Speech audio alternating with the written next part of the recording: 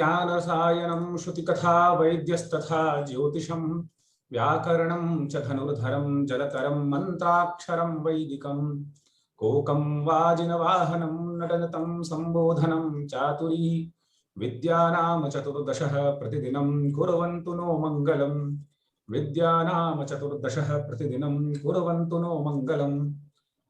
संपूर्णानंद संस्कृत विश्वविद्यालय पक्षतः समायोजितायामस्यां वेद विज्ञान व्याख्यानमालायां सप्तचत्वारिंशत्तमे क्रमे भवतां सर्वेषां श्रोतृवर्गाणां विदुषाम् अत्र हार्दिकं स्वागतं व्याहरामः। मित्रों, संपूर्णानंद संस्कृत विश्वविद्यालय के वेद विज्ञान अनुसंधान केंद्र द्वारा अविरल क्रम में समायोजित इस वेद विज्ञान व्याख्यान माला के 47वें सोपान में आप सभी सुधी जनों का एवं श्रोता वृंद का हार्दिक स्वागत एवं अभिनंदन है। आज इस व्याख्यान क्रम में इस श्रृंखला को उत्कर्ष प्रदान करने के लिए हम सभी के अनुरोध को स्वीकार कर हमारे बीच उपस्थित हैं संस्कृत जगत के साहित्य स्तंभ एवं प्राच्य पाश्चात्य परंपरा के सेतु स्वरूप संस्कृत जगत के गुरुकल्प आदरणीय आचार्य प्रोफेसर राधावल्लभ त्रिपाठी जी, हम विश्वविद्यालय परिवार की ओर से इस वेद विज्ञान व्याख्यानमाला में आपका हार्दिक स्वागत एवं अभिनंदन करते हैं। धन्यवाद। मित्रों, इस व्याख्यानमाला की श्रृंखला में हमने जीव विज्ञान, भाषा विज्ञान, गणित विज्ञान, काव्यशास्त्र, धर्मशास्त्र, वेद वेदांग के अनेकों विषयों पर विशिष्ट विशिष्ट व्याख्यानों का श्रवण किया। आज इस व्याख्यानमाला की इस श्रृंखला में एक अभिनव विषय लेकर के हमारे सम्मुख आदरणीय गुरुकल्प आचार्य उपस्थित हुए हैं। वेद तथा नाट्य शास्त्र, इस विषय पर आप हम सभी को अपना उद्बोधन देंगे। हम विश्वविद्यालय परिवार के समस्त आचार्य, कर्मचारी, छात्रगण सभी आपके चरणों में प्रणामांजलि पूर्वक आपका हार्दिक स्वागत करते हैं। साथ ही हम विश्वविद्यालय परिवार के हमारे माननीय कुलपति महोदय आदरणीय आचार्य राजाराम शुक्ल जी एवं वेद विज्ञान अनुसंधान केंद्र के समन्वयक आदरणीय आचार्य महेंद्र पांडे जी का भी हार्दिक स्वागत एवं अभिनंदन करते हैं। मित्रों, आज के हमारे मुख्य वक्ता किसी परिचय की अपेक्षा नहीं रखते हैं, तथापि सर्वजन सुलभ केवल निवेशक द्वय में हम यह परिचय देना चाहेंगे कि संस्कृत जगत में साहित्य के क्षेत्र में, विशेषतया नाट्य शास्त्र एवं अलंकार शास्त्र के क्षेत्र में आप ख्यातनामान विद्वान हैं। साथ ही विगत 40 वर्षों से अध्ययन, अध्यापन एवं शोध के क्षेत्र में आपने एक नूतन कीर्तिमान स्थापित किया है। 50 से अधिक गवेषकों को आपने अपनी गवेषणा दृष्टि से उपकृत किया है। साहित्य अकादमी, पंडित राज सम्मान, अंबिका दत्त व्यास पुरस्कार, नाट्य साहित्य कलानिधि पुरस्कार आदि पुरस्कारों से आप सम्मानित हैं। बिब्लियोग्राफी ऑफ अलंकार शास्त्र एवं इंसाइक्लोपीडिया डिक्शनरी ऑफ नाट्य शास्त्र इत्यादि विशेष परियोजनाओं में आपने कार्य किया है। साथ ही राष्ट्रीय संस्कृत संस्थान संप्रति जो केंद्रीय विश्वविद्यालय के रूप में कार्यरत है, उसका आपने 5 वर्षों तक कुलपति के रूप में दायित्व निर्वहन किया है। संप्रति आप संस्कृत जगत को अपनी ज्ञान मेधा से उपकृत कर रहे हैं। आज हम सभी के गुरुओं के आप गुरु हैं, तो गुरुकल्प हमारे हैं, हम आपकी शिष्य परंपरा में हैं। हम अपनी समस्त शिष्य परंपरा की ओर से पुनः आपका वाचिक स्वागत एवं अभिनंदन करते हैं एवं इस व्याख्यान माला की इस 47वीं श्रृंखला को एक अभिनव उत्कर्ष प्रदान करने हेतु पुनः आपसे आपके विशिष्ट व्याख्यान हेतु निवेदन करते हैं। आदरणीय आचार्य राधावल्लभ त्रिपाठी जी। नमस्कार। समस्त सुधी जनों को अभिवादन। संपूर्णानंद संस्कृत विश्वविद्यालय के सुयोग्य, कर्मठ, दक्ष कुलपति और प्रकांड पंडित आचार्य राजाराम शुक्ल जी, वेद विद्या विभाग के अध्यक्ष आचार्य महेंद्र पांडे जी, इस व्याख्यान माला के समन्वयक तथा ऑनलाइन माध्यम के द्वारा इससे जुड़े हुए सभी विद्वज्जन, बंधुजन, मैं विश्वविद्यालय, संपूर्णानंद संस्कृत विश्वविद्यालय के प्रति अपनी हार्दिक कृतज्ञता ज्ञापित करता हूं कि उन्होंने मुझे इस प्रतिष्ठित व्याख्यान माला में कुछ कहने का अवसर दिया। नाट्यशास्त्र और वेद यह विषय है और नाट्यशास्त्र की जो पहली कारिका है उसके वाचन के साथ में व्याख्यान प्रारंभ करूंगा। प्रणम्य शिरसा देवौ पितामह महेश्वरौ नाट्यशास्त्रं प्रवक्ष्यामि ब्रह्मणा यदुदाहृतम्। भरत मुनि कहते हैं कि देवौ पितामह महेश्वरौ शिरसा प्रणम्य, दोनों देवताओं पितामह और महेश्वर उनको मस्तक झुकाकर, या अभिनव गुप्त ने जैसा अर्थ किया है साष्टांग प्रणाम करके, उसमें सारा आंगिक अभिनय संकेतित होता है। मैं भरत मुनि नाट्यशास्त्र का कथन करूंगा, व्याख्यान करूंगा। कैसा नाट्यशास्त्र है? ब्रह्मणा यदुदाहृतम, ब्रह्मणा उदाहृतम निदर्शनीकृतम प्रतिपादितम वा, ब्रह्मा के द्वारा जो उदाहृत है, उदाहरणीकृत है। इस कारिका में किस प्रकार से संपूर्ण शास्त्र के, नाट्यशास्त्र के अनुबंध, चतुष्टय और विषय आदि का प्रतिपादन होता है और नाट्यशास्त्र और नाट्य दोनों के स्वरूप का भी संकेत इसमें होता है, इस पर विचार करने का यहाँ अवकाश नहीं है। जो हमारा विषय है उससे इसको संयोजित करते हुए हम यह कह सकते हैं कि नाट्यशास्त्र के भी आद्य प्रवक्ता ब्रह्मा हैं और नाट्यवेद के भी सृष्टा प्रजापति ब्रह्मा ही हैं। जैसा कि ठीक आगे कहा गया कि ब्रह्मा ने नाट्यवेद की सृष्टि की और नाट्य को वेद कहा गया। नाट्यशास्त्र में सर्वत्र नाट्य को वेद कहा गया और इस नाट्यवेद का जो शास्त्र है उसकी प्रक्रिया को बताने वाला, उसके सिद्धांतों का निरूपण करने वाला जो शास्त्र है वह तो नाट्यशास्त्र होगा, पर जो सनातन ज्ञान है नाट्य का वह तो नाट्यवेद ही कहा गया है सर्वत्र। पहले अध्याय में ही कम से कम 13 स्थानों पर नाट्यवेद और नाट्यम वेदः इस संज्ञा का प्रयोग किया गया है। ठीक अगली कारिका में ही 5 प्रश्न किए गए भरत मुनि के सम्मुख आत्रेय आदि मुनियों के द्वारा।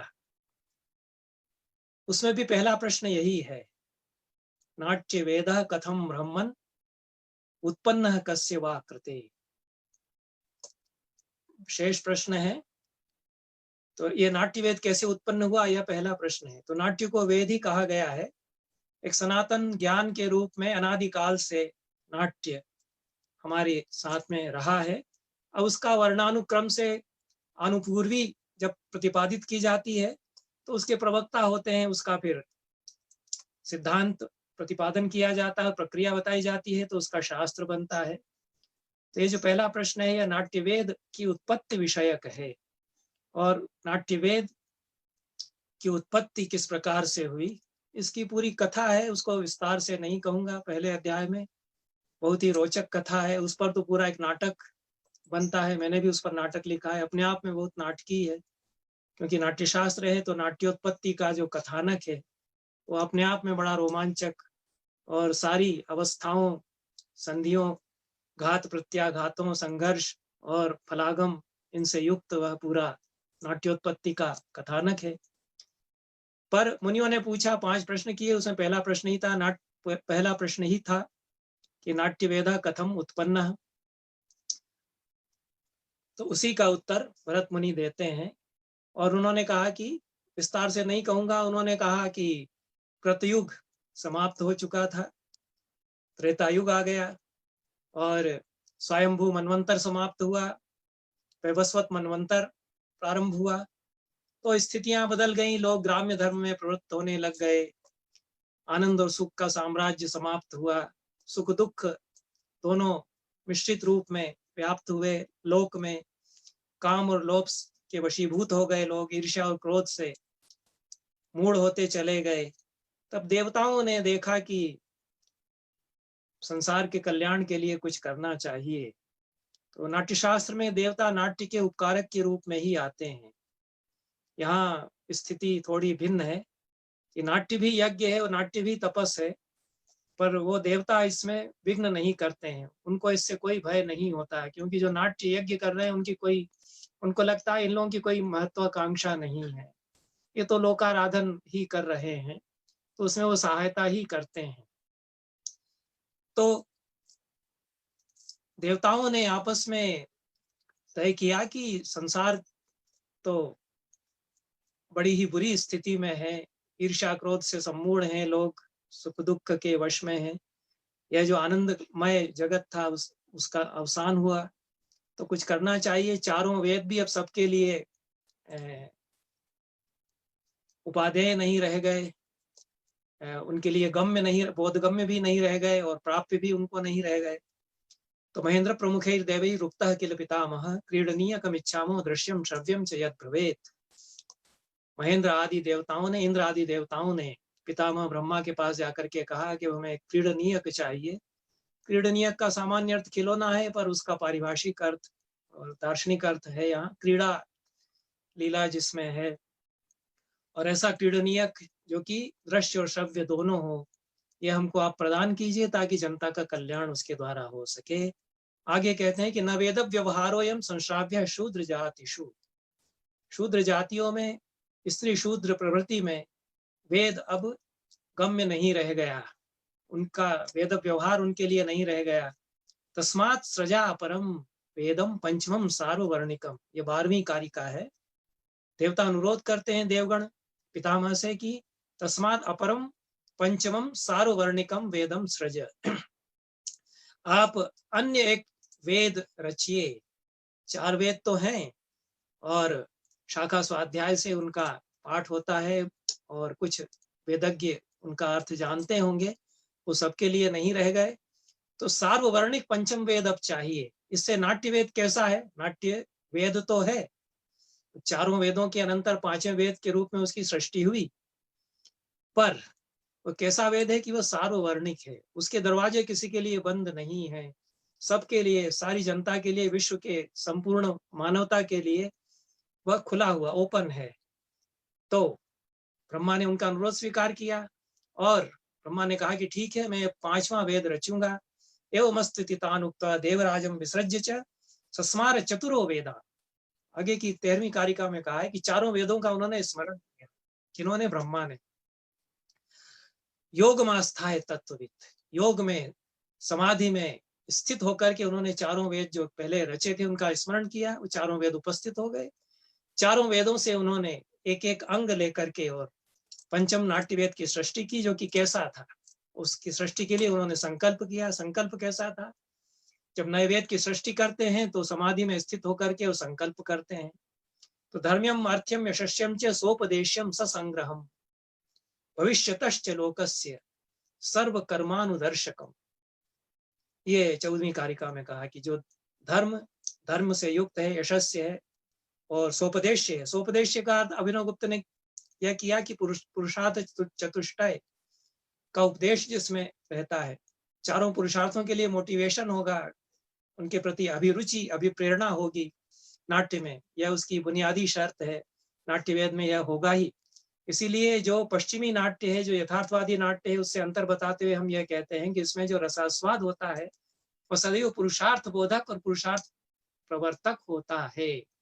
अन्य जो माध्यम है, सिनेमा आदि पश्चिमी कलाएं हैं, उनमें आनंद अगर आता है, सुख मिलता है या चित्त रंजन होता है, मनोरंजन यदि होता है, तो पुरुषार्थ प्रवृत्ति उससे होगी, यह ऐसा वहां प्राय नहीं होता यथार्थवादी नाटकों में, पश्चिम के नाटकों में।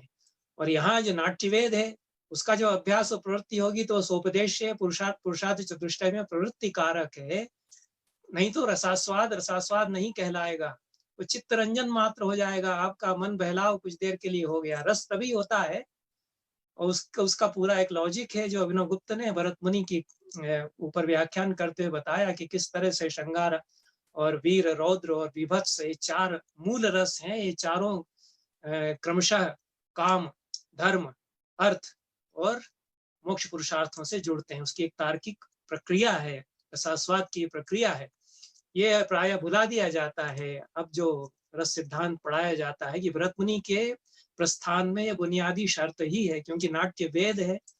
वेद है तो पुरुषार्थ प्रवर्तक होगा। पुरुषार्थ प्रवर्तक यदि होगा तो उसके अभ्यास से पुरुषार्थ प्रवृत्ति, पुरुषार्थ सिद्धि होगी ही, अवश्य ही होगी, अनिवार्यता ही होगी।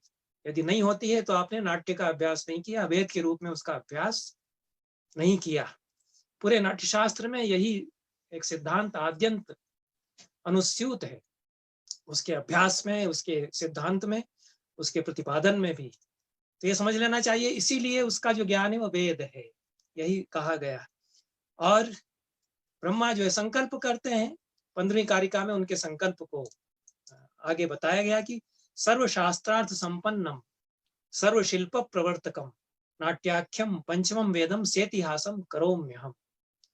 जो सर्वशास्त्रार्थ संपन्न होगा, सर्वशिल्प प्रवर्तक होगा, धर्म अर्थ यशस्य स्वोपदेश स्वसंग्रह तो होगा ही, और आने वाले समय का दिग्दर्शन भी कराएगा, क्योंकि वेद तो सबका उपजीव्य है। और ऐसा नाट्य नामक पंचम वेद इतिहास सहित जो होगा उसकी मैं सृष्टि करता हूं, ऐसा संकल्प उन्होंने किया। 2 स्थानों पर पहले अध्याय में इतिहास शब्द का प्रयोग हुआ है। आगे ब्रह्मा कहते हैं कि यह नाट्य के रूप में मैंने इतिहास का भी प्रणयन कर दिया। पंचम वेद तो यह है ही, लेकिन से इतिहास है, और इतिहास भी इसमें रचा गया। इतिहास मतलब हिस्ट्री नहीं है, और इतिहास हमारी परंपरा में जिसको कहते हैं, अभिनव गुप्त के अनुसार यहाँ आगम जिसमें है, ऐसा ऐसा हुआ, इस प्रकार से अर्थों का आगम जिसमें होता है, और आगम परंपरा उसमें जुड़ जाती है इतिहास के द्वारा। तो निगमागम परंपराएं दोनों अनुष्ठित हो जाती हैं। तो निगम तो यह है ही, क्योंकि पंचम वेद है, लेकिन से इतिहास है, इसलिए अभिनव गुप्त की व्याख्या के अनुसार वह आगमिक पदार्थों से संबलित है, इसलिए निगमागम प्रमाण युक्त या निगमागम संबलित पंचम वेद यह है। तो इस प्रकार से पंचम वेद की सृष्टि ब्रह्मा ने की। यह एक पूरा कथा के रूप में नाट्यशास्त्र की सृष्टि का आख्यान बताते हुए भरत मुनि यही कहना चाहते हैं कि नाट्य एक सनातन ज्ञान है, इसलिए वह वेद है, और उसका कोई मनुष्य सृष्टा नहीं, क्योंकि जिस प्रकार से वेदों का सृष्टा कोई मनुष्य नहीं है, वह अपौरुषेय है, इसलिए ब्रह्मा के चतुर्मुख से वो निकले, उसी प्रकार से पंचम वेद भी उन्हीं के द्वारा रचा गया।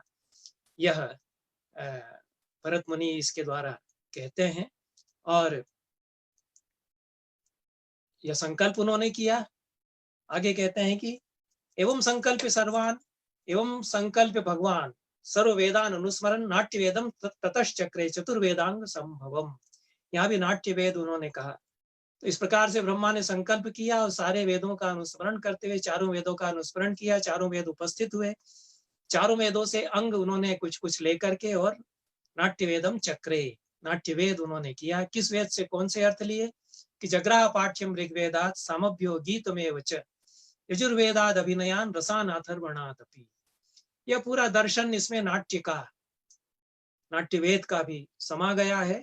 और चारों वेदों से एक एक तत्व उन्होंने लिया। ऋग्वेद से पाठ्य लिया, सामवेद से गीत लिया, यजुर्वेद से अभिनय लिया, और अथर्ववेद से रस का तत्व उन्होंने लिया।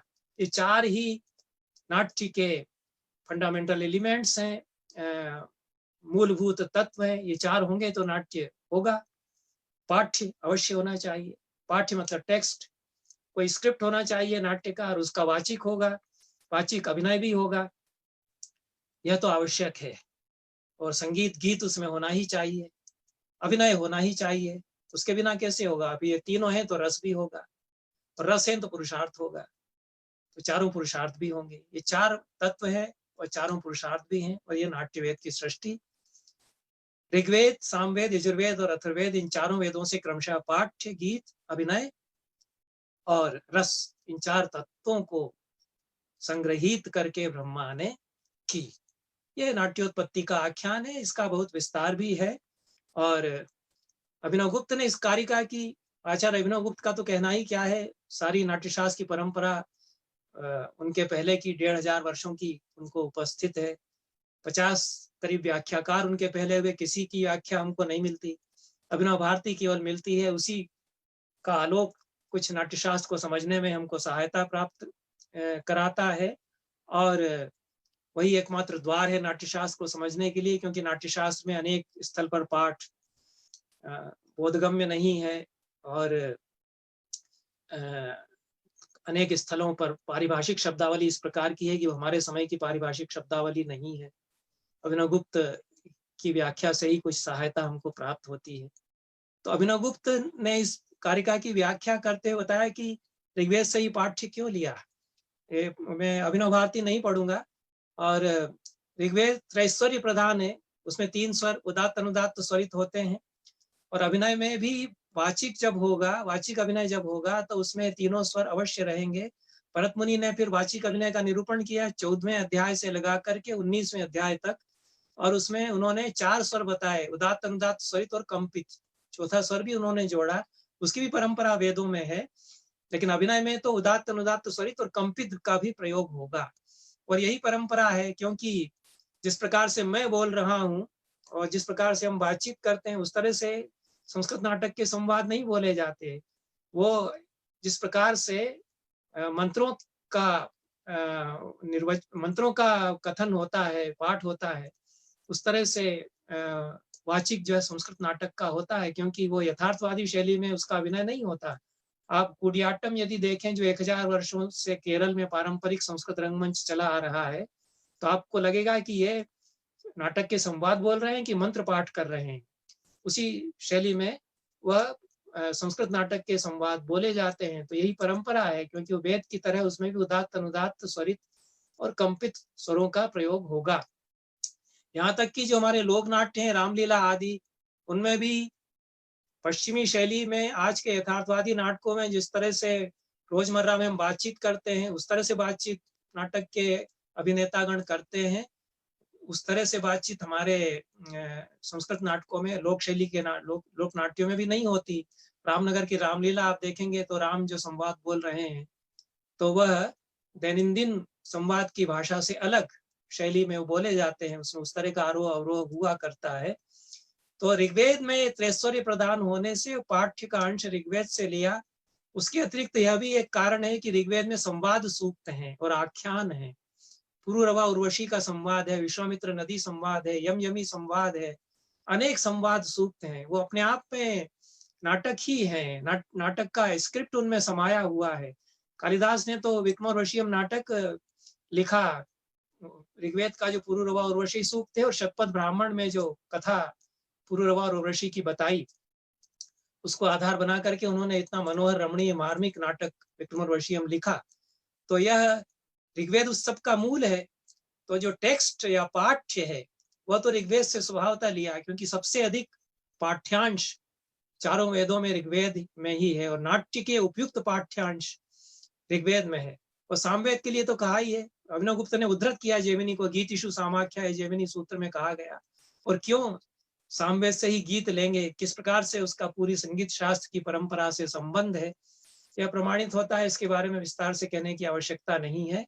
और ये असल में अभिनव भारती की जो विशद व्याख्या है यहाँ, उसमें पाठ बहुत इधर उधर हो गया था। तो वह कमलेश दत्त जी ने एक बार चर्चा में कहा कि वो पाठ लग जाता है, थोड़ा सा उसमें वाक्यांश मिल गए हैं। तो फिर मैंने भी प्रयास किया, वो यजुर्वेद संबंधी वाक्य उसमें सामवेद का जहाँ बता रहे हैं उसमें चले गए, सामवेद संबंधी वाक्य उसमें यजुर्वेद में चले गए। जैसे कॉपिस्ट की एरर होती है टाइप करते समय, वो अगला वाक्य पहले कर देगा और उसकी दृष्टि जो है कुछ भ्रम हो जाता है।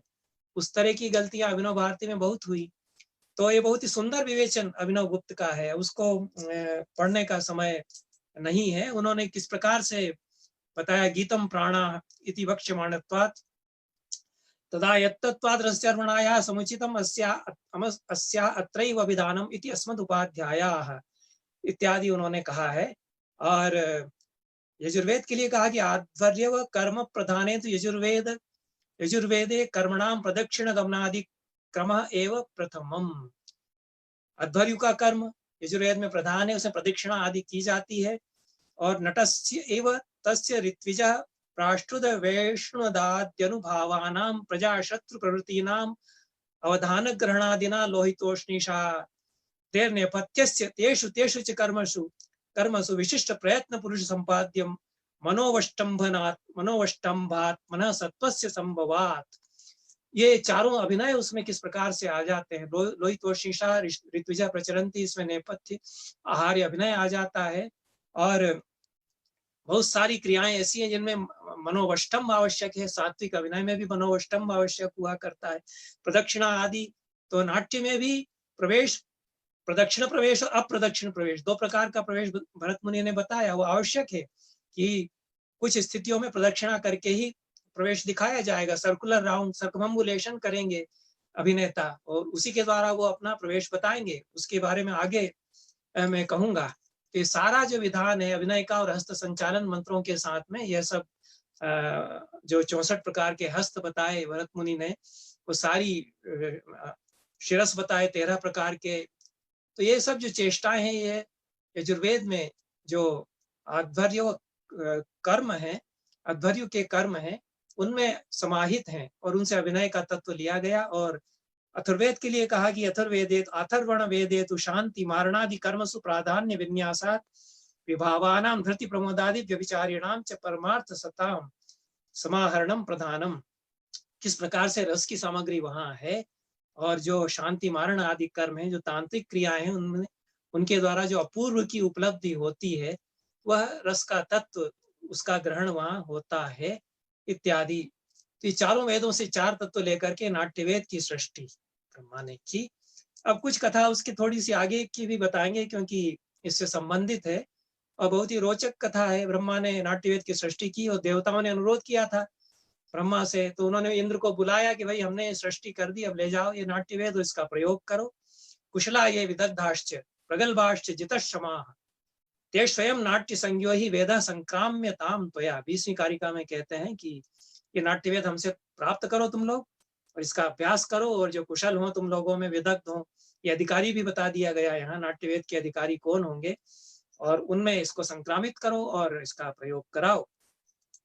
विदग्ध की व्याख्या अभिनव गुप्त ने की है, वो समर्थ जो है वो विदग्ध होता है। तो ये अब प्रसंग आता है कि देवताओं ने हाथ खड़े कर दिए। उन्होंने कहा कि हम लोग नहीं कर सकते, नाट्य का प्रयोग करने में हम लोग असमर्थ हैं। अशक्ता भगवान देवा अयोग्य नाट्य कर्मणि, ये भगवान देवता इसके प्रयोग में अशक्त हैं और वो नाट्य कर्म के अयोग्य हैं, क्योंकि नाट्य का प्रयोग यह यज्ञ है और देवता तो यज्ञ नहीं करते, वो तो यज्ञ का भाग ग्रहण करते हैं। उनका तो आवाहन करके उसे प्रतिष्ठित किया जाता है और उनको यज्ञ का भाग दिया जाता है, तो देखने आ जाएंगे, उसका नाट्य यज्ञ का वो आस्वाद ग्रहण करेंगे, उसमें अपना भाग वो प्राप्त करेंगे। लेकिन वो स्वयं जिस प्रकार से यज्ञ नहीं करते, नाट्य वेद है और नाट्य यज्ञ है, तो उसका संपादन तो उसके अध्वर्यु ही करेंगे, उसके अध्वर्यु तो नाट्याचार्य होंगे। तो उन्होंने कहा कि कौन होगा फिर? उनका कहा कि भरत मुनि हैं, वो पहले से ही कुछ उनकी प्रवृत्ति है, उनको हम लोग ले जा करके अनुरोध करते हैं और वो इसको प्राप्त करें आपसे, और वे नाट्य के। तो इंद्र जो है प्रयोजयिता तो हैं, स्पॉन्सरशिप वो करते हैं, लेकिन वो स्वयं प्रयोक्ता नहीं हो सकते। प्रयोजक हो सकते हैं, प्रयोजयिता हो सकते हैं, और उसका भाग ग्रहण करने के लिए वो वहां उपस्थित हो सकते हैं अन्य देवताओं सहित, पर वे स्वयं प्रयोक्ता नहीं हो सकते। इसलिए भरत मुनि से अनुरोध किया। तो ये नाट्य वेद है, उसके प्रयोक्ता कौन होंगे, उसका शास्त्र कैसे निर्मित होगा, यह इन्होंने बताया। तो अब उसकी कथा आगे की मैं छोड़ देता हूँ क्योंकि ये नाट्यवेद का प्रसंग है और यही बहुत लंबा हो जाएगा। आगे इसमें काफी बातें, नाट्य शास्त्र का वेद से संबंध इसको लेकर के कहना है, लेकिन उसमें कथा में आगे आता है भरत मुनि ने उस नाट्य वेद को ब्रह्मा से ग्रहण किया, अपने 100 शिष्यों या 100 पुत्रों के द्वारा उसका उन्होंने प्रयोग उनको सिखाया और तैयार किए। तदनुसार उन्होंने नाटक तैयार किया, अमृत मंथन समोकार उन्होंने तैयार किया। ब्रह्मा से कहा कि मैंने नाट्य वेद का ग्रहण किया, तदनुसार उसका जो शास्त्र है उसका अभ्यास किया और कराया। अब प्रयोग भी उसके अनुसार मैंने तैयार किया, अब मुझे आज्ञा दीजिए कि मैं आगे क्या करूं। तो ब्रह्मा ने कहा कि महानयम प्रयोगस्य समय समुपस्थितः, समय आ गया। अब ठीक है, तुमने बहुत अच्छी तैयारी की, रिहर्सल वगैरह कराई, और अब उसके लिए समय भी आ गया, तुम अपना पहला प्रयोग जो है डेब्यू परफॉर्मेंस यहाँ दे दो।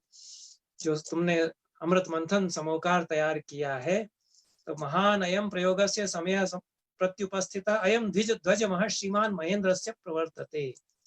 महेंद्र का, इंद्र का यह ध्वज महा, इंद्र महा उत्सव प्रारंभ हो रहा है। इसके अवसर पर यह पहला नाटक तुम्हारा हो सकता है, इसको तुम प्रयोग करो। इस प्रयोग की बड़ी कथा है, उसको नहीं मैं यहाँ कहूंगा, वो अपने आप में बड़ा नाटकीय हुआ। पहला प्रयोग उसमें विघ्न हुआ, अटैक कर दिया और मूर्छित हो गए। उसके जो सूत्रधार नाट्याचार्य आदि थे, भरत मुनि के अतिरिक्त जो कुछ उसमें नट थे, और बड़ी मारा मारी हो गई, क्योंकि राक्षस असुर जो है उसमें बहुत कुपित हो गए, नाराज हो गए, असंतुष्ट हो गए। और वो समुद्र मंथन, अमृत मंथन की कथा ही ऐसी थी कि उनको लगा कि इसमें तो हमारा अपमान किया गया है। तो आगे चल करके फिर इसमें इस प्रसंग को हमने इसलिए लिया कि यह वेद से संबंध इसका इसलिए भी है कि इंद्र वैदिक देवता हैं और इंद्र महावैदिक काल का प्रसिद्ध उत्सव है। उसके अवसर पर नाट्यवेद का प्रयोग किया जाता है। यह अपने आप में उसका वेद से संबंध भी इसके द्वारा प्रतिपादित होता है। तब उन्होंने जब विघ्न किया, उनको समझाया भी गया, सामदान दंड भेद से इंद्र ने अपने जर्जर का भी प्रयोग उन पर किया, उनको डंडा मार करके भगा भी दिया। और लेकिन फिर से जब नाटक शुरू हुआ तो फिर वो असंतोष अपना व्यक्त करने लग गए। तब ब्रह्मा ने कहा कि कुछ स्थायी उपाय कीजिए। तब विश्वकर्मा को बुला करके और नाट्य मंडप बनाया गया। नाट्य मंडप में देवता प्रतिष्ठित हुए कि वो सारे देवता उसकी रक्षा करेंगे। तो जो वैदिक स्थापत्य और वैदिक वास्तु विधान है, उसके अनुसार नाट्य मंडप का निर्माण किया गया। और उसमें द्वारशाला नियुक्त कृतांत काल एव च, उसकी द्वारशाला पर कृतांत और काल ये दोनों को नियुक्त किया गया कि तुम लोग रक्षा करोगे। और भी सब देवताओं को देहल्याम यमदंडस्तु शूलम तस्यो परिस्थितम, उसकी देहली पर यमदंड को स्थापित किया गया। द्वार स्थितौ चौभो नियतिर मृत्युरेव च, नियति और मृत्यु दोनों द्वारपाल के रूप में उसमें स्थित हुए। बहुत ही दार्शनिक है विवेचन, अद्भुत है। क्योंकि जो नाटक करते हैं वो अपनी नियति और मृत्यु के दरवाजे क्रॉस करके रंगमंच पर आते हैं। वो मेटामॉर्फोसिस उनका होता है, नया जन्म वो लेते हैं। इसलिए कहा कि द्वार पर नियति और मृत्यु है, उसको क्रॉस करके रंगपीठ पर आता है। तो ये, और पार्श्वे च रंगपीठस्य महेंद्र स्थितवान स्वयं, रंगपीठ के बगल में स्वयं महेंद्र या इंद्र स्थित हुए। तो सारा देवमंडल यहाँ स्थित है। नाट्य मंडप में उनको अधिष्ठित किया गया कि तुम लोग इसकी रक्षा करोगे। और फिर कहा कि नाट्य मंडप तैयार हो गया, देवताओं को इसके अलग अलग भागों में रक्षा का हमने दायित्व दे दिया। अब नाटक आरंभ करने के पहले यज्ञ के रूप में इसका आरंभ होगा। तो ब्रह्मा कहते हैं, यदस्मिन् अंतरे देवान् सर्वानाः पितामहः क्रेता मध्य विधिवत यजनम नाट्य मंडपे। अब ये नाट्य मंडप निर्मित हो गया, ये यज्ञ मंडप माना जाएगा। इसलिए हम देखते हैं कि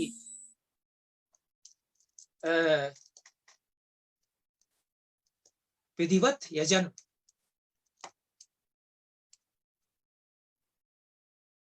करके और नाट्य का आरंभ होगा। और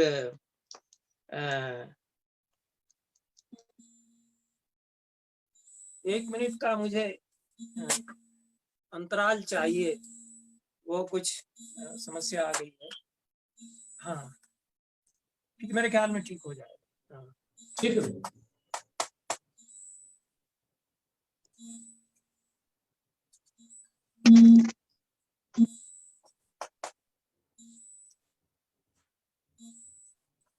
एक मिनट में मैं आता हूँ। जी जी। एक बड़ा आ गया कुछ, असल में ये कोरोना की समस्याएं हैं और सामान नहीं मिलता है। हाँ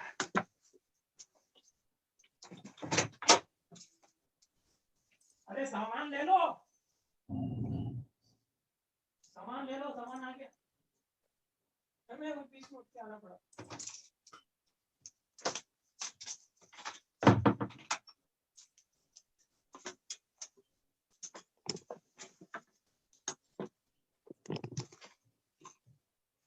हाँ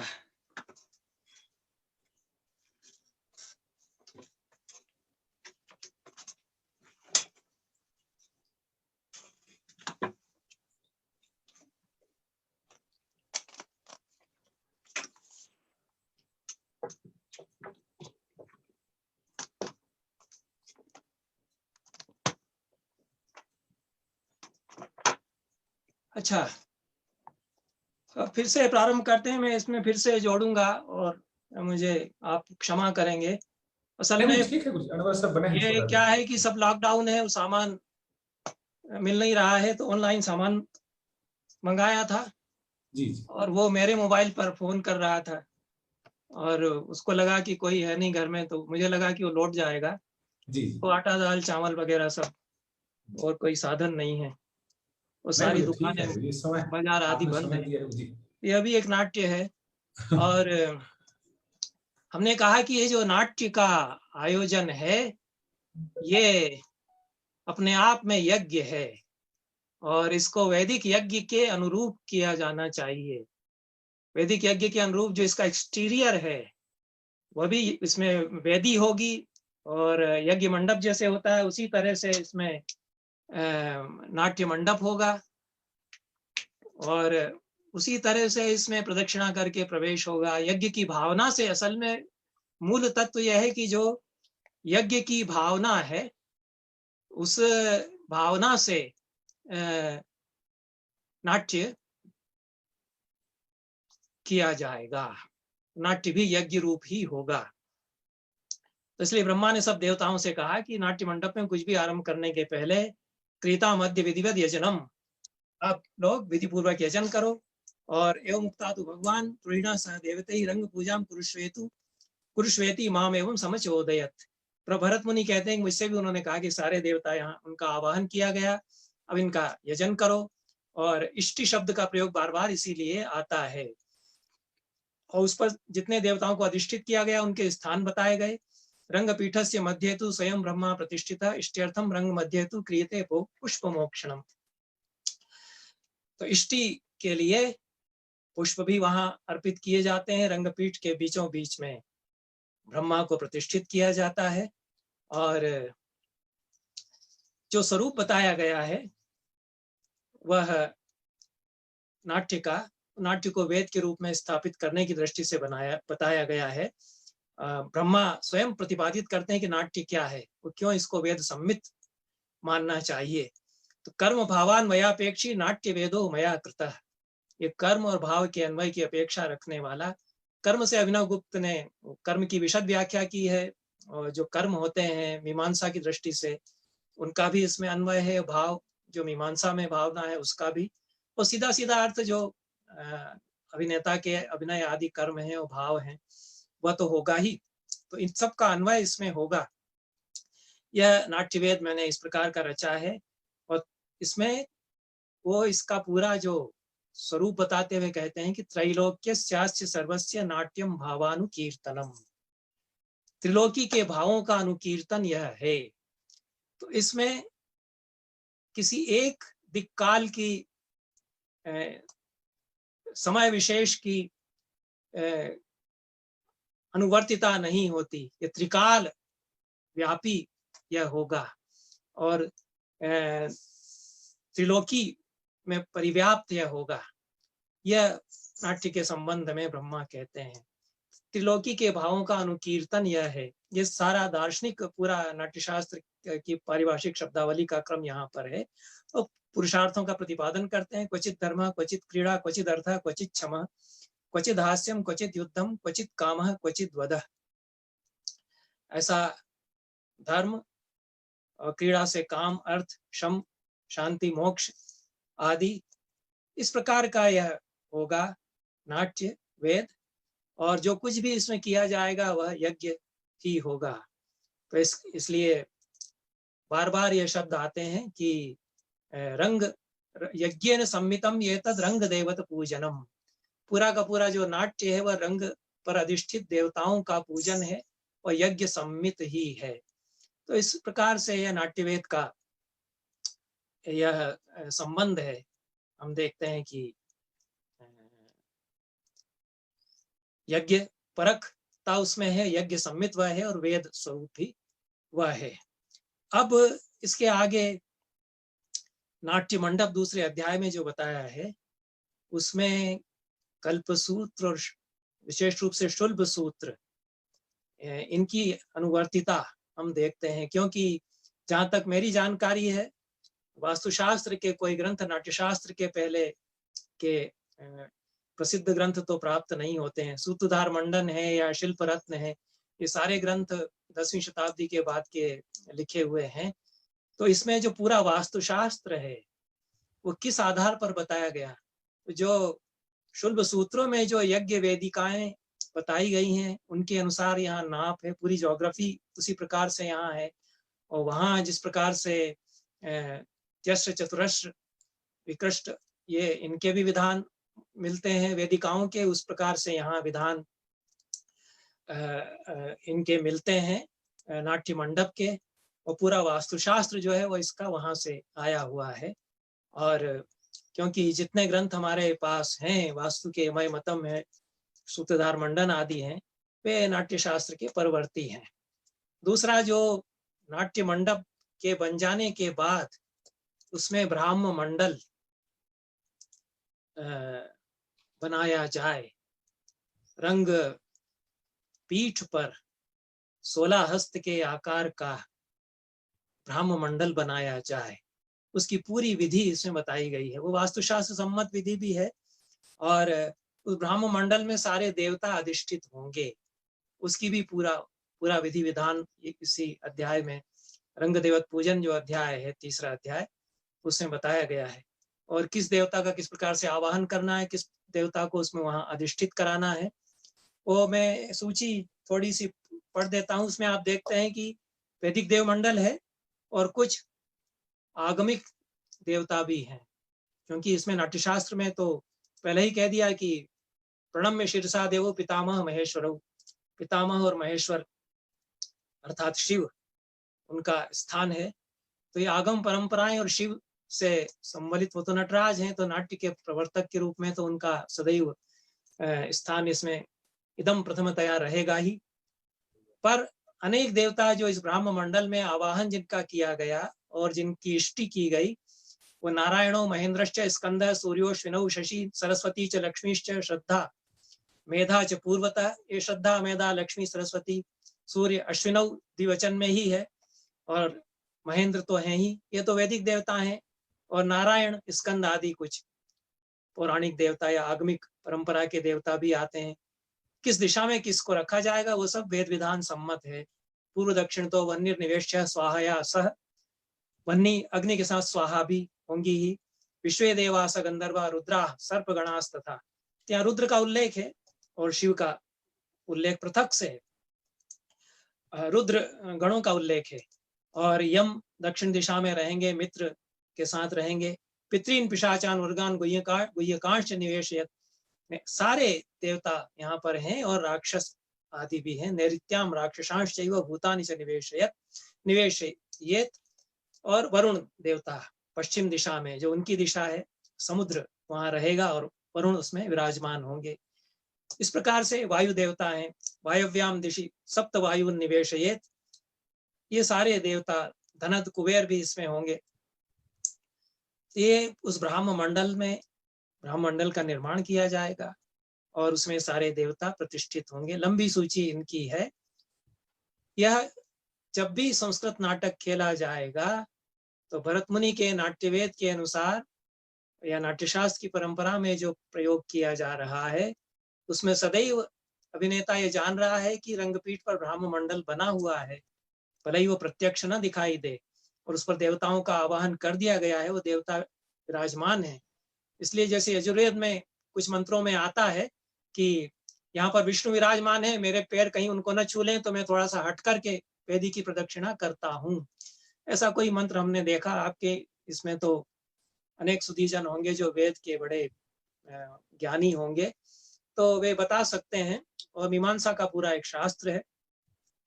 तो ये ब्राह्म मंडल रंगपीठ पर है और उसमें देवताओं का आवाहन किया गया है, इंद्र आदि का, ब्रह्मा स्वयं उसमें मध्य में विराजमान है।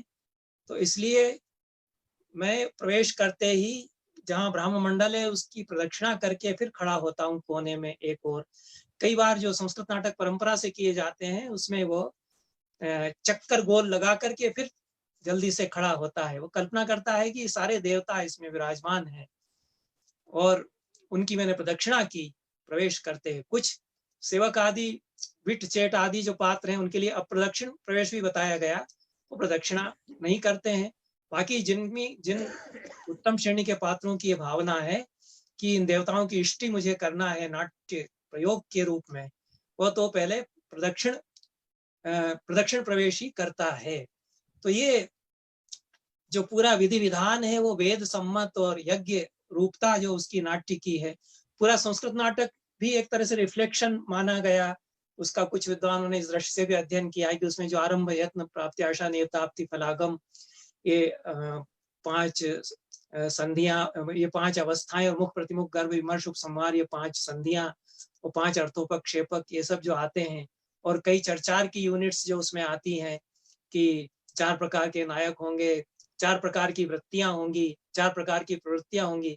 ये जो पूरा एक वैदिक दृष्टि है, वैदिक विश्वबोध है और वेदों में जो विधि विधान है उनका उसमें एक अक्स है, उसमें प्रतिबिंब है पूरे हमारे नाट्य के प्रयोग में भी। और जो नाटक लिखे जा रहे थे कालिदास आदि नाट्यकारों के द्वारा, उनको भी इस बात का आभास था कि ये परंपरा हमको कहाँ से प्राप्त हुई है।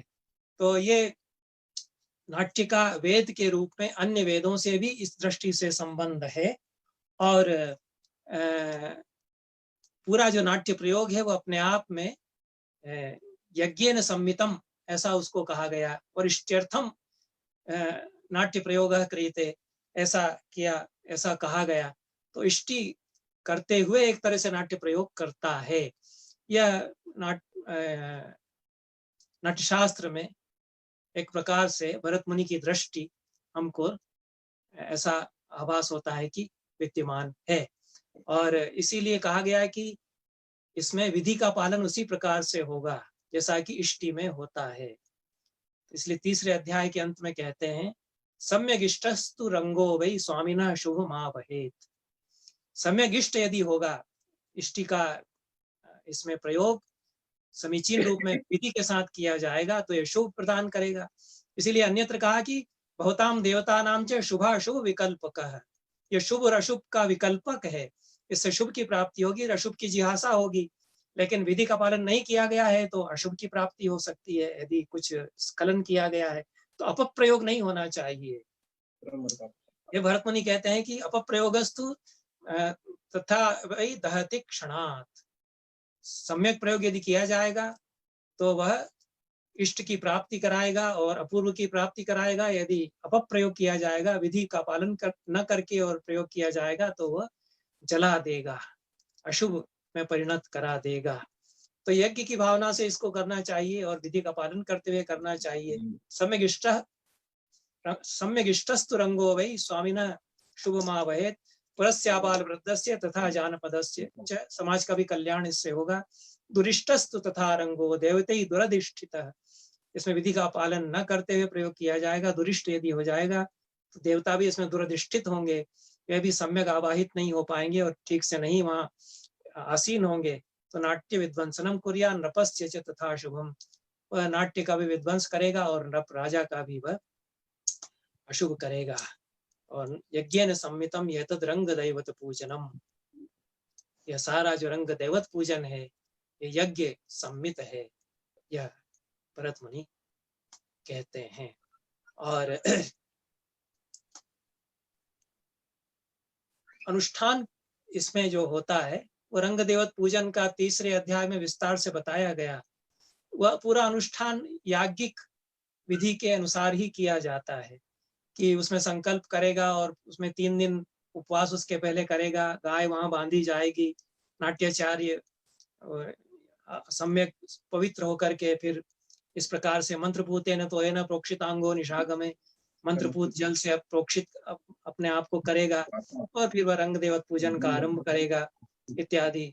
त्रिरात्रो पोषितो भूत्वा नाट्याचार्यो अहत अंबर धारण करके, नया बिना शिला वस्त्र धारण करके और वह याज्ञिक विधि से इसको आरंभ करेगा। और फिर सारे देवताओं का आवाहन वह किस प्रकार से करता है, इसमें भी तीसरे अध्याय में बहुत लंबी सूची है। उसमें वैदिक देवमंडल पूरा देखते हैं कि वह आवाहन उसका किया जाता है। सरस्वतीम च लक्ष्मीम च सिद्धिम मेधाम धृतिम स्मृतिम सोमम सूर्यम च मरुतो लोकपालांस तथा शनौ इत्यादि इत्यादि, ये सारे देवताओं का आवाहन वह नाट्याचार्य करेगा। तो इतनी तो प्रमुख बातें मुझे कहना थी। और एक जो विशेष बात अंत में मैं कहना चाहता हूँ कि जो नाट्यशास्त्र में, नाट्य प्रयोग में जो एक कालबोध है, विश्वबोध है, वह वैदिक परंपरा से इसमें आया है। और जो वैदिक ऋषियों ने जो काल की अवधारणा बतलाई और जगत की जो दृष्टि, जगत को लेकर के जो उनकी दृष्टि थी, विश्व प्रपंच को लेकर के जो उनकी दृष्टि थी, वह विश्व दृष्टि इसमें नाट्य शास्त्र में समन्वित है। इसलिए नाट्य सनातन ज्ञान है और नाट्य वेद है। वेदों में कहा गया कि यह जो जगत है यह देवस्य काव्यम, पश्य देवस्य काव्यम न ममार न जीर्यति, यह अथर्ववेद में कहा गया। ऋग्वेद में भी कदाचित यह मंत्र आता है। तो ऐत्रेय महिदास, ऐत्रेय ब्राह्मण में जो कला सृष्टि प्रक्रिया बतलाते हैं, और ऐत्रेय महिदास के विषय में कहा गया कि वो विश्व के पहले महान सौंदर्य शास्त्री हैं। वो ऋषि तो हैं ही, ऐत्रेय ब्राह्मण, उन्होंने लिखा है, पर सौंदर्य शास्त्र का, कला का और संस्कृति का प्रतिपादन पहली बार इतने विशद रूप में किसी वैदिक ग्रंथ में प्राप्त यदि होता है तो वह ऐत्रेय ब्राह्मण है। तो ऐत्रेय महिदास ने जो कला तत्व का, शिल्प का प्रतिपादन किया, उसकी परंपरा में यह नाट्य का प्रवर्तन हुआ है, यह हम यहाँ पर देखते हैं। इसीलिए अभिनव गुप्त ने तंत्रालोक में, यद्यपि तंत्रालोक तो शैव शास्त्र का ग्रंथ है, शैव तंत्र का ग्रंथ है, पर उन्होंने कहा कि ऐत्रेय ब्राह्मण से हमने विधि विधान लिया है। तो ये पूरी परंपरा ऐत्रेय ब्राह्मण से यहाँ नाट्य में आती है। और कालचक्र की जो अवधारणा बताई गई, कालो अश्वो वहति सप्तरश्मि सहस्राक्षो यजिरो भूरि रेता तमारोहन्ति कवियो विपश्चितस्तस्य चक्रा भुवनानि विश्वा। तो समस्त विश्व जो है, समस्त भुवन जो है वह काल चक्र इसमें घूम रहा है। ये जो आवर्ती चक्राकार अवधारणा काल की है, अखंड काल, महाकाल के रूप में जो उसका प्रतिपादन है। तो इसीलिए भरत मुनि ने कहा कि इसमें एक समय का, एक दिक का, एक टाइम और एक स्पेस का प्रतिपादन नहीं होता है, इसमें तो त्रिकाल का और त्रिलोकी का प्रतिपादन होता है। और पूरे संस्कृत नाटक में भी ये होता है कि समय, उसमें अतीत का समय तुरंत आ जाता है हमारे सामने और आने वाला समय आ जाता है हमारे सामने। यथार्थवादी शैली में संस्कृत नाटक का अभिनय नहीं होता। तो यह पूरा जो अभिनय विधान भरत मुनि ने बताया अपने अभिनय के प्रतिपादन में, उसमें भी ये होगा कि किस प्रकार से हम समय को नचाते हैं, दिक् चक्र को, काल चक्र को अभिनेता जो है किस प्रकार से अनंत समय को कुछ ही क्षणों में वह अभिनय करके दिखा देता है, और एक क्षण को वह 1 घंटे में विस्तारित कर सकता है। ये जो काल चक्र है, यह अथर्ववेद में कहा कि तमारोहन्ति कवियो विपश्चितः, कवि और विपश्चित उसका आरोहण कर लेते हैं, तो समय को अपने अधीन कर लेते हैं। तो ये अभिनेता संस्कृत नाटक में और नाट्यशास्त्र की पद्धति से अभिनय करने वाला जो अभिनेता है, वो कालचक्र को उस पर आरूढ़ हो जाता है। तब समय, त्रिलोकी और त्रिकाल उसके अधीन होकर के और प्रयोजित किए जाते हैं, निरूपित किए जाते हैं। ऐत्रेय दास 2 प्रकार का शिल्प बतलाते हैं, देव शिल्प और मानुष शिल्प। और देव शिल्प की अनुकृति मानुष शिल्प है। अनुकृति शब्द का प्रयोग वो करते हैं। पहले अध्याय में ही कई जगह पर अनुकृति और अनुकरण शब्द भरत मुनि ने नाट्य को बतलाते हुए प्रयोग उनका किया। तदंते अनुकृतिर्बद्धा यथा दैत्या सुरैर्जिता।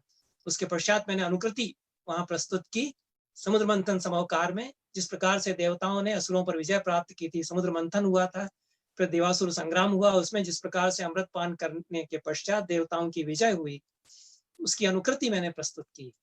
तो अनुकृति का मतलब यहाँ नकल नहीं है, और अरस्तु के काव्यशास्त्र के अनुसार माइमेसिस भी पूरी तरह से वह नहीं है।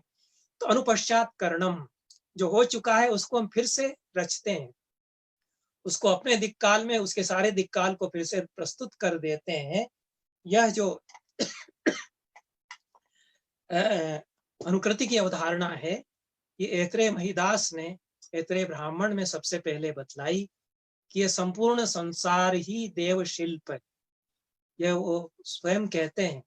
और जिस प्रकार से वेद के कवि ने मंत्र में कहा कि देवस्य पश्य काव्यम पश्य देवस्य काव्यम न ममार न जीर्यति, यह संपूर्ण जगत प्रपंच देवता की परमात्मा की कविता है जो कि न मरती है न जीर्ण होती है।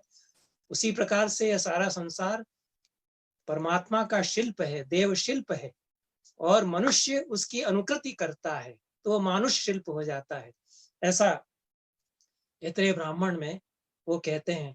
तो ऐत्रेय के वचन पढ़ने का यहाँ पूरा समय नहीं है। एतेषां देव शिल्पानाम अनुकृति शिल्पम अधिगम्यते अस्ति कंसो वासो हिरण्यम अश्वतरी रथ। इस प्रकार से जो तरह तरह के शिल्प मनुष्य बनाता है, ये देव शिल्प की अनुकृतियां हुआ करती हैं। तो अनुपश्चात करणम इसमें हुआ करता है कि वो फिर से रचता है, दिए हुए जगत को फिर से रचता है, अपने दिक्काल में, रंगमंच के दिक्काल में उसको फिर से उस सारे दिक्काल को गूंथ देता है, तो त्रिकाल उसमें गुथ जाता है, ऐसा। अब आत्म संस्कृतिर वही शिल्पम एभिर यजमान यजते, ऐसा भी ऐत्रेय महिदास उसमें कहते हैं।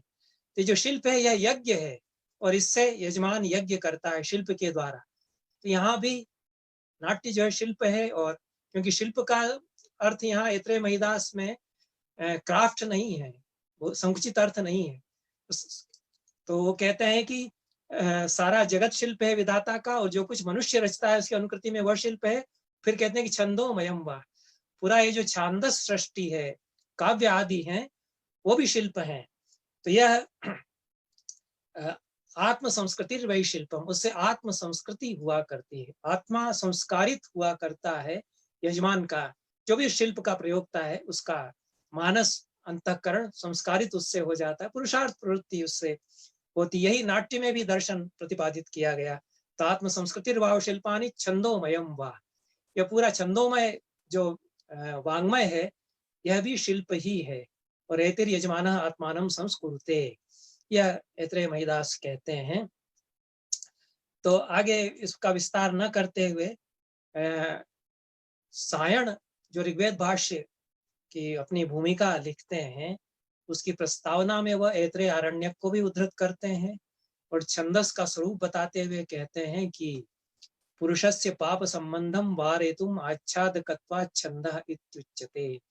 छंद जो है, और वही छंद नाट्यशास्त्र में भी आया, क्योंकि भरत मुनि कहते हैं कि ये जो गायत्री, अनुष्टुप, उष्णिक, बृहति, जगति, त्रिष्टुप आदि 7 छंद हैं, इन्हीं से पूरा छंदो विधान नाट्य का हमारा बनता है, और इनमें भी वही त्रैश्वर्य होगा और इनमें भी स्वर उसी प्रकार से होंगे ही, तो इनका भी उसी प्रकार से प्रयोग होगा जैसा कि वैदिक छंदस का हुआ करता है।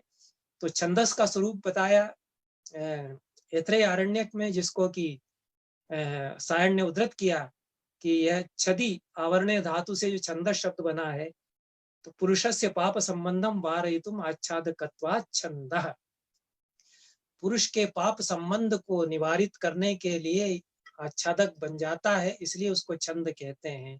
छादयन्ति ही वा एवं छंदांसी पापात कर्मणः, ये मनुष्य को पाप से बचाने के लिए कवच आच्छादक बन जाते हैं, इसलिए उनको छंद कहा जाता है। और संताप से वे बचाते हैं, इसलिए भी उनको छंद कहा जाता है। जिस तरह से आतप से बचाने के लिए हम छत्र लगाते हैं, तो वह भी एक कवर होता है, उसी तरह से छंद हमारे लिए एक कवर, आच्छादक बन जाता है संसार के संताप से बचाने के लिए। तो उसका भी उदाहरण देते हैं, चीयमानाग्नि संतापस्य आच्छादकत्वात् छंदः, ये भी तैत्तिरीय संहिता में आया। तो चीयमान जो अग्नि का बढ़ता हुआ जो संताप है, यज्ञ में, वेदी में अग्नि जल रही है, उसका ताप हो सकता है, या अन्य जो अग्नियां हैं उनका ताप हो सकता है। तो उसके ताप से बचाने के लिए वह आवरक बन जाता है, इसलिए भी उसको छंद कहते हैं। और विस्तार से इसमें तैत्तिरीय संहिता में प्रतिपादन है। और अंत में कहते हैं कि अपमृत्युम वारयितुम आच्छादयति इति छंदः, अपमृत्यु से बचाने के लिए यह आवरक हो जाता है, इसलिए भी उसको छंद कहते हैं। तो नाट्य जो है वह मृत्यु से भी हमें बचा लेता है, अमृत तत्व की उपलब्धि वह करा देता है, जिसको कि उपनिषदों में अमृत विद्या या अमृत तत्व कहा। तो पुरुषार्थ प्रवृत्ति कराते हुए अमृत तत्व का बोध चूंकि वह कराता है, इसलिए अपमृत्यु का निवारण वह करता है। इसमें जो छंदस ऐतरेय महिदास के छंदस की अवधारणा से आया, जिसको कि सायण ने उद्धृत किया और तैतरीय संहिता को भी उन्होंने उद्धृत किया, तो वही छंदस की अवधारणा नाट्य में भी प्रतिफलित हुई है। इसलिए इसका वेद से संबंध है और एक व्यापक अर्थ में साक्षात्कार कल्प अनुभव जो इसमें होता है, वह नाट्य जिस साक्षात्कार कल्प का अनुभव हमें प्रदान करता है, वह वैदिक विश्वबोध की भूमि से आया हुआ अनुभव है। सामान्य जो एस्थेटिक एक्सपीरियंस आधुनिक कलाओं में बताए गए, उससे इसका किंचित विशेष या किंचित व्यावर्तन या विशिष्ट रूप में व्यावर्तन इस दृष्टि से हम कह सकते हैं कि वेदों में जो विश्वबोध जगत प्रपंच का बोध बताया गया और उस अमृत तत्व की जो उपलब्धि बताई गई छंदस के द्वारा, वही तत्व इसमें अनुस्यूत हुआ है और नाट्यवेद में उसके अभ्यास में भी उसी अमृत तत्व की प्राप्ति होती है। इसलिए भरत मुनि जब 14वें अध्याय में छंदो विधान आदि बताते हैं, तो वो छंदों के देवता उसी प्रकार से बताते हैं। और जो वेदों के यहाँ पंडित होंगे वो जानते हैं गायत्री, त्रिष्टुप, अनुष्टुप, जगति, बृहति आदि जो छंदस हैं उनके अधिष्ठात्री देव बताए गए हैं। यहाँ भी उनके अधिष्ठात्री देवता बताते हुए वो कहते हैं कि 3 सवन इनके भी किए जाएंगे। या 3 सवन जो वैदिक विधि में बताए गए हैं, प्रातः सवन, माध्यम दिन सवन और अंतिम सवन कहते हैं। सायं सवन नहीं कहना चाहिए, ऐसा किसी वैदिक विद्वान ने मुझे बताया। हालांकि कालिदास ने सायंतने सवन कर्मणि संप्रवृत्ते ऐसा शाकुंतल में कहा है। तो उसकी व्याख्या में अच्छे आचार्य ने हमसे बताया कि वहाँ सायंतन सवन इसलिए कहा है कि वहाँ अमंगल होने वाला है। छायाश्चरन्त्य परितो भय मादधाना, वहाँ वेदी के चारों ओर छायाएं, आसुरी छायाएं मंडरा रही हैं, इसलिए उसको सायंतन सवन उन्होंने कह दिया है, नहीं तो अंतिम सवन ऐसा कुछ कहना चाहिए इत्यादि। भरत मुनि कहते हैं कि वो तीनों सवन यहाँ भी किए जाएंगे। तो अग्न्यादि देवतम प्रोक्तम स्थानम द्विविध मुच्यते, अग्न्यादि देवता इन छंदों के होंगे और स्थान इसका शरीराश्रय संभूतम दिगाश्रय मथापिवा, इनके जो स्थान है देवताओं के वो शरीर में जो प्रयोगता है उसके शरीर में होंगे और दिख में भी होंगे, जो रंगमंच पर दिख है उसमें भी होंगे, नाट्य मंडप में जो दिख है। और शारीरम मंत्र संभूतम छंदो गायत्र संगीतम, शारीर जो इनका स्थान है वह मंत्र संभूत होगा। मंत्र पाठ जब वह करता है नाट्य प्रयोगता, तब वह शारीर स्थान होगा और गायत्री आदि छंदों का प्रयोग इनमें होगा। बाकी जो है इसमें वैदिक स्वर, वैदिक शब्दावली है 14वें अध्याय में नाट्य शास्त्र के। और पृष्ठे मध्यम दिनम प्रोक्तम त्रैष्टुभम परिकीर्त्यते तृतीय सवनम चापि, हाँ तृतीय सवन उसको कहते हैं। तो पृष्ठे मध्यम दिनम प्रोक्तम त्रैष्टुभम परिकीर्त्यते तृतीय सवनम चापि शीर्षण्यम जागतम ही तत्। तो जगती छंद के द्वारा तृतीय सवन किया जाना चाहिए, त्रिष्टुप छंद के द्वारा मध्यम दिन सवन किया जाना चाहिए और प्रातः सवन गायत्री छंद के द्वारा किया जाना चाहिए। इन सारे छंदों का भी अभ्यास अभिनेता को करना चाहिए और उसी प्रकार से उदात्त अनुदात्त स्वरित के साथ कंपित का प्रयोग उसको करना आना चाहिए। यह वाचिक अभिनय में भरत मुनि बतलाते हैं। तो यह संपूर्ण जो दिक्काल बोध, विश्वबोध, जगत प्रपंच बोध और वैदिक विधि जो सवन की है, उसका अभ्यास इसमें परमावश्यक माना गया, जो भरत मुनि ने नाट्य तत्व का प्रतिपादन किया है। और इसीलिए जब उन्होंने प्रमाण बतलाए, आत्रेय आदि मुनियों ने जो 5 प्रश्न किए थे भरत मुनि से, उसमें एक प्रश्न यह भी था कि इसका प्रमाण क्या है। हालांकि अभिनव गुप्त आदि ने और भी अन्य विद्वानों ने उसकी व्याख्या भिन्न प्रकार से की है, लेकिन मैं उसकी व्याख्या यही करता हूं कि नाट्यवेद के, नाट्यशास्त्र के लिए प्रमाण क्या क्या होंगे। क्या इसके प्रत्यक्ष अनुमान आदि प्रमाण होंगे? तो अभिनव गुप्त कहते हैं कि वो तो प्रमाण होंगे ही, लेकिन भरत मुनि इसमें प्रमाण अलग बतलाते हैं।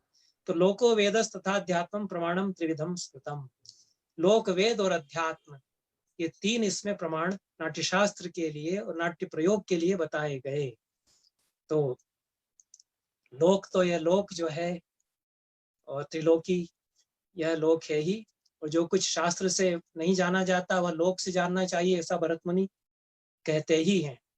और वेद भी इसका प्रमाण है इस पूरे शास्त्र के लिए, और नाट्यवेद इसका प्रमाण है, और अध्यात्म जो अभिनेता का आत्म है वह भी इसका प्रमाण है।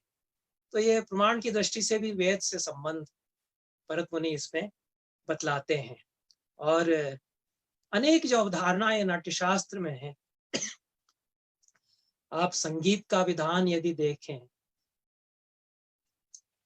तो उसमें जो संगीत के स्वर हैं उनका संबंध किस प्रकार से सामवेद से है यह तो स्पष्ट है ही, लेकिन जो पूरा कलाबोध है संगीत की दृष्टि से भी, जैसा कि वाचिक में हमने देखा कि उन्होंने 3 सवन होना चाहिए और पूरे छंदस का प्रयोग उस प्रकार से होगा।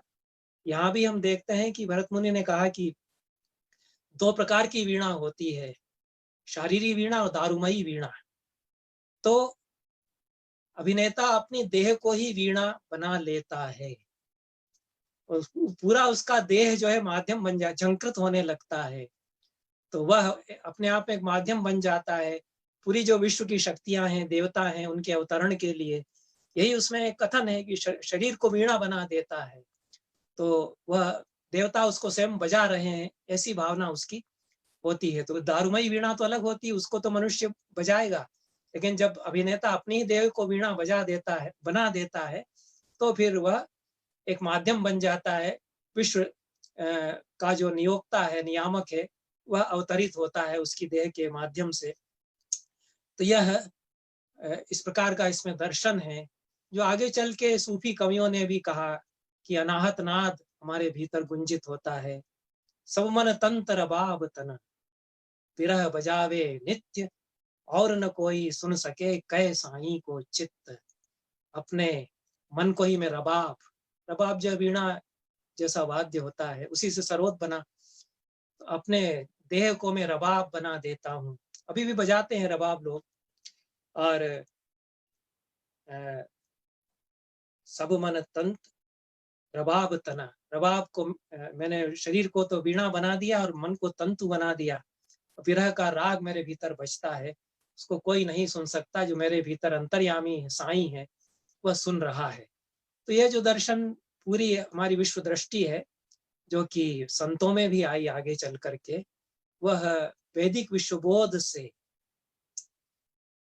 और जो वैदिक छंदस का स्वरूप है और जो ऐत्रेय ऋषि ने कला दर्शन दिया, उससे नाट्य में संक्रांत हुई। और नाट्य को उन्होंने इस दृष्टि से वेद कहा, सनातन ज्ञान के रूप में, और उस नाट्य शास्त्र का संबंध नाट्य वेद से और 4 वेदों से भी इस प्रकार से स्थापित किया। मैं यहीं पर समाप्त करता हूँ, और यदि किसी को कुछ इसमें टिप्पणी करना हो या उसके लिए अवकाश हो तो आप उसके लिए अनुमति दे सकते हैं। मेरी ओर से मैं अपना व्याख्यान यहाँ समाप्त करता हूँ। आप सभी को बहुत बहुत धन्यवाद।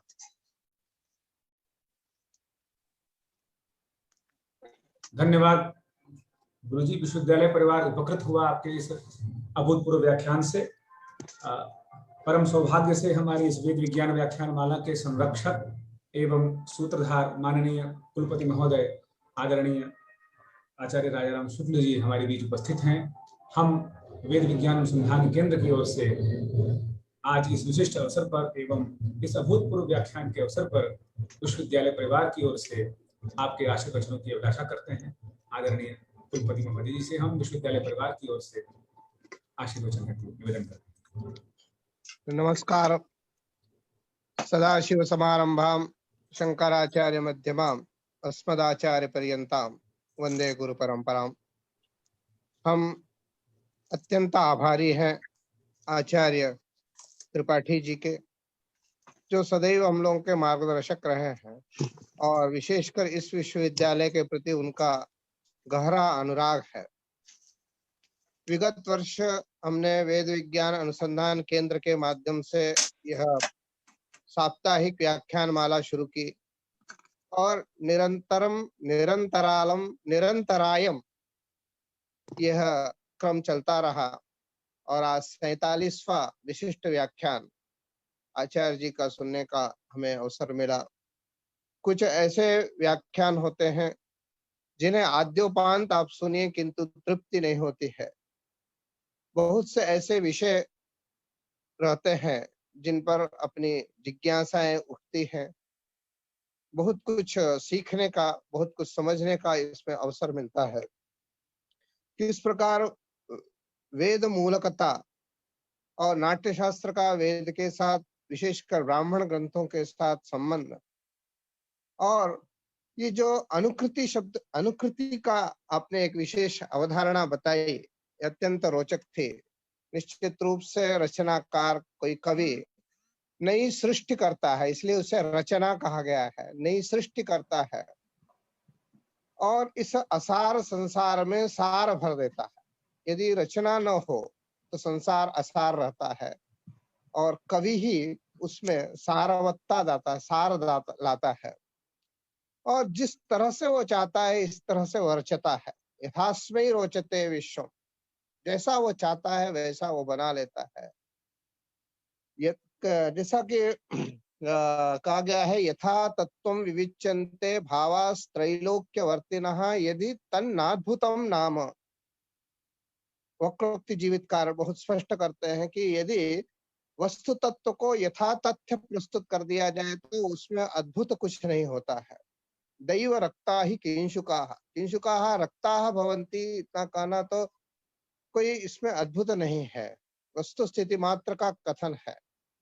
इसलिए कुछ नया, कुछ बता देना, नई सृष्टि कर देना, जो जैसा कहा गया है उससे विलक्षण रूप में उसी बात को प्रस्तुत कर देना, यही रचना है। और यही नूतनता, रचना धर्मिता है। प्रति क्षण जो नूतनता आती है, नवीनता आती है, वही रचना धर्मिता है। हजारों हजारों साल पहले भी रचनाएं होती रही। वही पर्वत थे, वही नदियां थी, वही वृक्ष थे, उनके उन्हीं शब्दों के द्वारा, उन्हीं वाक्यों के द्वारा, उन्हीं शब्द समूह के द्वारा रचना होती थी, उनका वर्णन होता था। और आज का कवि भी उन्हीं पर्वतों, उन्हीं वृक्षों, उन्हीं नदियों की रचना का वर्णन करता है और उन्हीं शब्द राशि से। शब्दों में परिवर्तन नहीं हुआ है, बहुत अधिक वृद्धि भी नहीं हुई है, लेकिन प्रस्तुत करने की जो पद्धति है, भावों को प्रस्तुत करने की जो पद्धति है, उसमें परिवर्तन होता गया, बढ़ता गया और अनेक संभावनाएं आगे भी बढ़ती गई। इसमें परिवर्तन की संभावना आती गई, नए ढंग से प्रस्तुत करने की संभावनाएं होती गई और प्रस्तुति होती भी गई। यही कविता है वस्तुतः, यही उसकी रचना धर्मिता है। वेद से लेकर आज तक जितनी भी रचनाएं हुई हैं, सब कविता ही वस्तुतः। वो आदि काव्य हम लोग रामायण को भले कह लें, लेकिन वास्तविक आदि काव्य तो वेद ही है। वेद से ही काव्य का जो गुण है वह ऋग्वेद से ही हमें प्राप्त हो जाता है। और आज तक जो भी नई कविता हमारे सामने, जिसे हम नई कविता कहते हैं, वो भी एक रचना है और उसमें भी वही सौंदर्य है जो वेद काल में, वैदिक रचना में सौंदर्य होता था। हम यह नहीं कह सकते हैं कि आज की कविता उस काल की कविता की अपेक्षा कुछ मात्रा में अवर है, ऐसा कुछ नहीं है। नई विचारें, नई अवधारणाएं, नया ढंग प्रस्तुत करने का हमारे सामने आता है। और जब आचार्य त्रिपाठी जी जैसे समीक्षाकार, विचारक, चिंतक उस बात को प्रस्तुत करते हैं तो निश्चित रूप से उसमें प्रामाणिकता भी आ जाती है। हम अत्यंत आभारी हैं कि हमारे निवेदन को आपने स्वीकार किया और बहुत सी ऐसी बातें बताई जो अश्रुतपूर्व थी। यद्यपि आपने उन सब के पीछे कुछ न कोई प्रमाण वाक्य के रूप।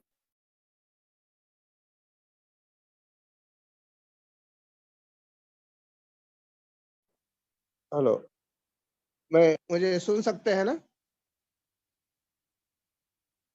हाँ, तो चाहे वो वाक्य के रूप में हो, चाहे शास्त्र के रूप में है, चाहे हो के रूप में या चाहे के रूप में है, सब प्रमाण आपने वो प्रस्तुत किया। निश्चित रूप से यह व्याख्यान इस श्रृंखला के कतिपय विशिष्ट व्याख्यानों में एक व्याख्यान है। हम जितने भी श्रोतागण यहाँ विभिन्न माध्यमों से जुड़े हुए हैं फेसबुक माध्यम से अथवा जूम मीटिंग में तो हम लोगों ने बहुत सीमित लोगों को ही स्थान दिया है, क्योंकि उससे बहुत से बीच में अंतराय आने लगते हैं। ये एक रिकॉर्डेड भी हम अपने YouTube चैनल में प्रस्तुत करते हैं, इसलिए हम ये चाहते हैं कि यह बिना किसी अंतराय के, बिना किसी विघ्न के यह व्याख्यान हो। इसलिए हम अधिकांश श्रोताओं को, सुधीजनों को फेसबुक से जोड़ते हैं और जूम में हम कतिपय लोग ही जुड़ते हैं, ताकि निर्विघ्न रूप से यह व्याख्यान, बिना किसी इंटरप्शन के यह व्याख्यान चलता रहे, ताकि रिकॉर्डेड रूप में जो हमारे YouTube चैनल के माध्यम से विश्व समाज को यह उपलब्ध होगा और चिरकाल तक उपलब्ध होगा, वह अत्यधिक लाभदायी हो। मैं आचार्य त्रिपाठी जी के प्रति पूरे विश्वविद्यालय परिवार की ओर से साधुवाद देना चाहता हूं कि उन्होंने हमारे इस प्रकल्प में अपनी एक आहुति दी। यह भी सवन है और इस सवन में आपकी आहुति निश्चित रूप से कल्याणकारी होगी, मंगलकारी होगी। हमारा यह संकल्प था कि हम निर्विघ्न रूप से 50 व्याख्यान, इसकी एक रजत जयंती की तरह से इसे पूर्ण करेंगे और आगामी 13 मई को यह 50वां व्याख्यान यहाँ प्रस्तुत होगा। और यह एक अपने आप में अभूतपूर्व होगा कि प्रति सप्ताह, दिवाली हो चाहे होली, कई बार ऐसा हुआ कि गुरुवार को दिवाली पड़ी, हमने गुरुवार का त्याग नहीं किया। दिवाली के दिन भी, होली के दिन भी, संक्रांति के दिन भी हमने इस व्याख्यान को किया और समसामयिक विषयों को भी चुना। श्राद्ध के महत्व जैसे विषय, संक्रांति के महत्व जैसे विषय, ऐसे विषयों को भी चुन करके ऐसे जनोपयोगी विषयों को चुन करके इस व्याख्यान माला में हमने अंतर्गत किया है। आज उसी क्रम में आपका यह विशिष्ट व्याख्यान था।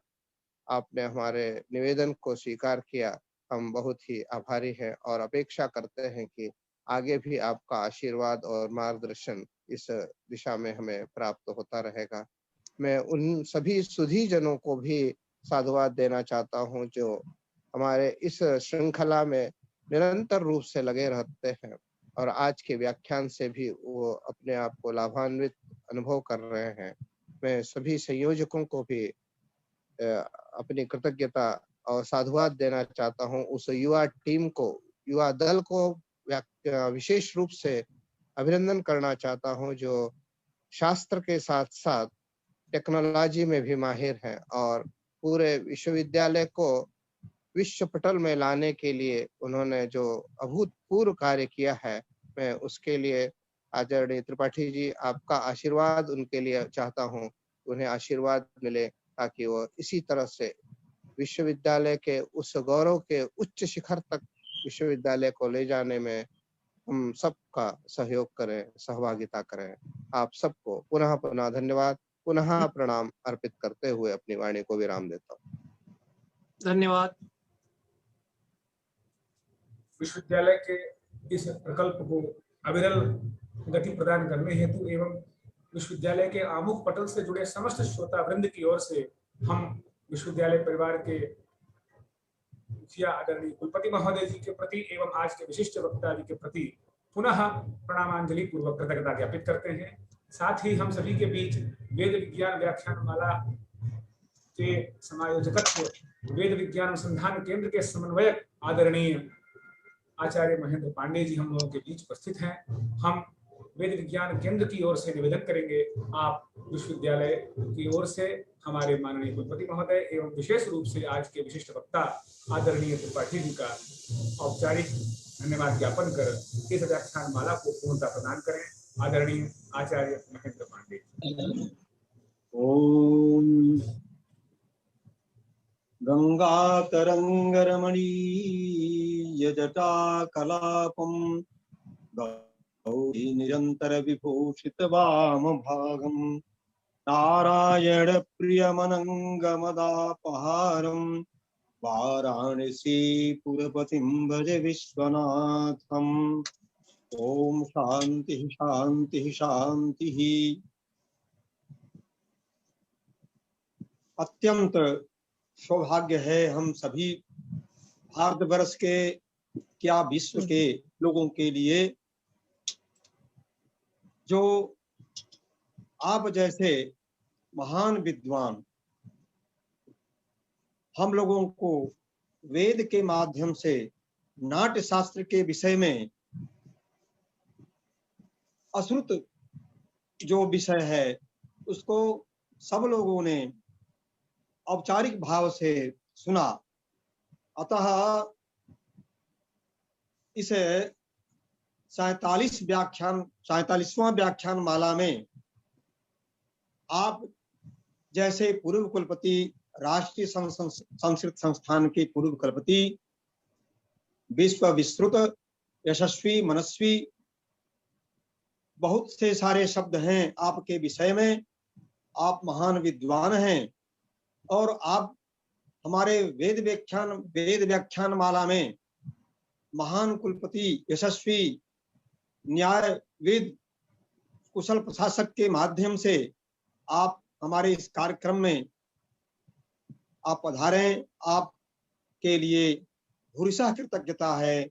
आपने वेद और नाट्य शास्त्र का जो संबंध बना करके ब्रह्मा, अध्वर्यु, उद्गाता और होता को जोड़ करके यज्ञ रूपी साधन को आप अचल रूप में बता करके नाट्य शास्त्र वेद के रूप में आधारित, वेद में जो आधारित रूप है वह रस विधान, अलंकार विधान और सौंदर्य की जो कल्पना है वेदों में, आख्यानों में, पूर्वा, उर्वशी, उषा के विषय में जो हमारी जो विद्वानों की अवधारणा है, जो हमारे सूक्त कहे गए हैं, उन सभी विषयों को आप जो है आप जैसे महान मूर्ति विद्वान सभी श्रोताओं को अपलायित किए। अतः मैं बारंबार आपके लिए कृतज्ञता ज्ञापन करता हूं। इसके बाद हमारे इस जो वेद विज्ञान अनुसंधान केंद्र के संरक्षक हैं, उन्हीं के प्रयासरत से आप जैसे महान विद्वानों के व्याख्यान माला में हम सभी लोग श्रोतागण सुने। ऐसे हमारे संस्कृत विश्वविद्यालय के मनस्वी कुलपति, यशस्वी और न्यायविद, कुशल प्रशासक और जो धर्मनिष्ठ भगवान विश्वनाथ अन्नपूर्णा उनको स्वस्थ बनाते रहें और आगे भी हमारे विश्वविद्यालय के प्रति इनकी भावना ऐसे ही बनी रहे। आप जैसे महान विद्वानों को ये बुलाते रहें और वेद विज्ञान व्याख्यान माला के माध्यम से हम सभी श्रोतागण वेद के जो अर्थ विधान है उसको हम लोग सुनते रहें। निश्चित रूप से वेद की रक्षा हमारे होगी और इसी से स्वर्ग साधन भूत का काम प्राप्त होगा। अतः मैं इस वेद विज्ञान अनुसंधान केंद्र के संरक्षक महान कुलपति जी को प्रणाम करते हैं और कृतज्ञता ज्ञापन करते हैं कि ऐसे महान विभूतियों को आप वेद व्याख्यान माला में स्वागत अभिनंदन पूर्वक उनको अन्य विनय के साथ बुला करके हम सभी लोगों को बीच प्रस्तुत किए। अतः बारंबार आपकी कृतज्ञता है। इस प्रकार से इस तंत्र जाल के माध्यम से हमें इस वेद व्याख्यान माला में उपस्थित हमारे विद्वान गुरुजन, छात्रगण जो भी उपस्थित हैं उनको प्रणति निवेदन करते हैं और मंगलमय शुभकामनाओं के का प्रदान करते हैं बाबा विश्वनाथ अन्नपूर्णा की कृपा द्वारा। एवं इस महामारी में निश्चित रूप से यह जो व्याख्यान चल रहा है, निश्चित रूप से वेद के जो वाक्य हैं, जो अर्थ हैं, जो विधान है, आप लोग जैसे विद्वानों के द्वारा हम सब श्रोतागण सुन रहे हैं। निश्चित रूप से उन लोगों की बाधाएं, हम पर विश्व की बाधाएं दूर होगी, क्योंकि जो है अर्थ की प्रधानता है वेदों में।